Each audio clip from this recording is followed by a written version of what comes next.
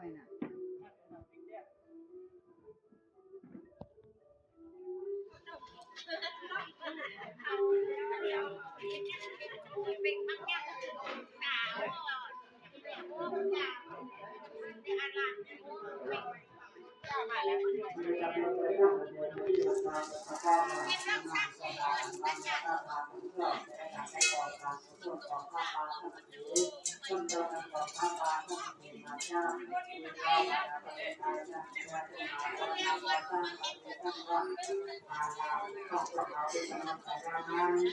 ฉะนั้นการเจริญมาจะเป็นการประการประการต่างๆจากการดำเนินการเป็นสารวัตรปฏิเสธ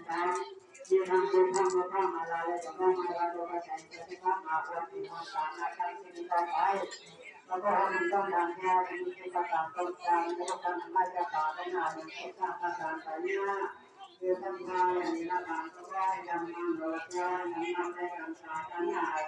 ได้ดีเลยนะ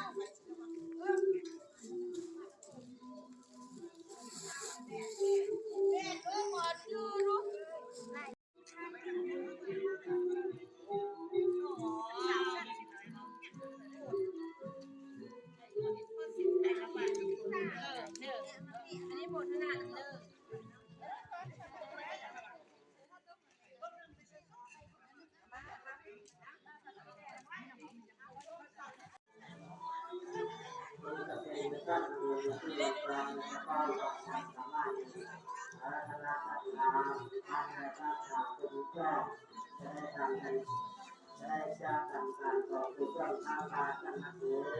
ซึ่งเป็นตาสมัครมาจากที่เราภายในประเทศไทย